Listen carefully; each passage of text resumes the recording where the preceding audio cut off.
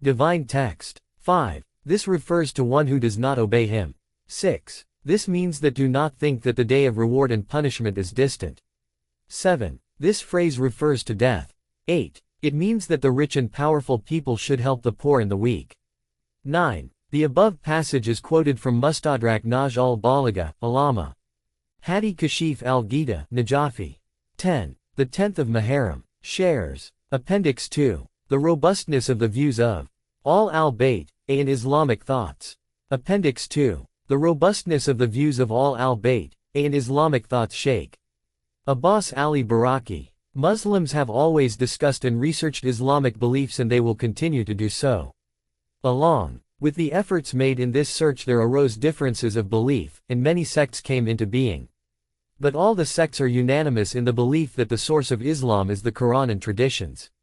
In spite of being united in the source of religion, there are many reasons for these differences, among which the following bear great importance. 1. Difference in the method of debate and derivation of Islamic laws. Ijtihad.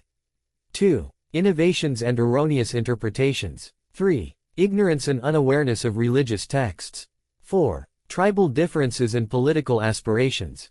5. Fabrications of traditions by Muslim scholars of Jewish and Christian origin to distort Islam. We have no hesitation to confess that many different religious views and opinions arose during the very lifetime of the Holy Prophet S, but those differences did not reach the extent that it could have taken the shape of a religion because the Holy Prophet S was there, and he used to put a stop to such views, so that they may not spread further.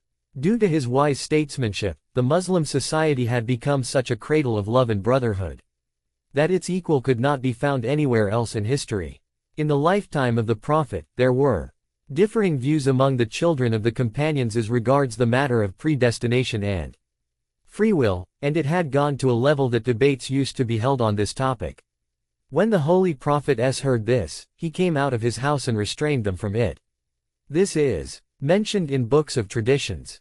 For example, Ahmad ibn Hanbal has narrated from Amr ibn Shu'aib from his father that one day the Messenger of Allah came out to find people in the masjid discussing predestination. The narrator says that when the Holy Prophet S heard them, his face became red like pomegranate seeds, and he asked what was wrong with them and why they were countering one verse against another.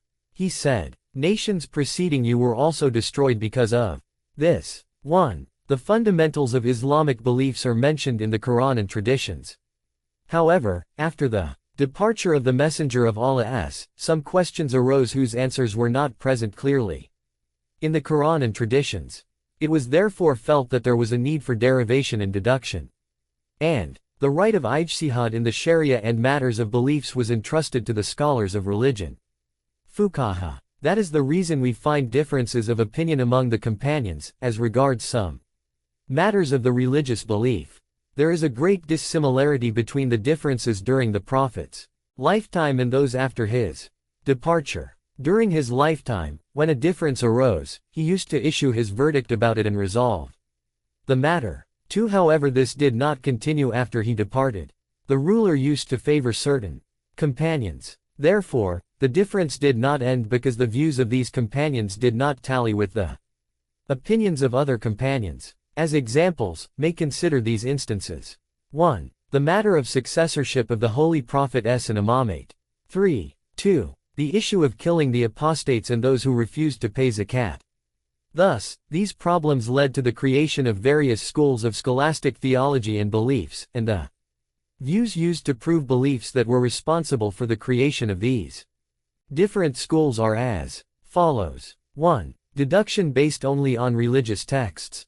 Ahmad ibn Hanbal was an imam of this line of thinking, and today this approach is adopted by the al-Hadith who consider that their sole responsibility is guarding the heritage of traditions. They are not concerned with the depth of the meanings of narrations and whether they are authentic or not. In the present age these people are called Salafi.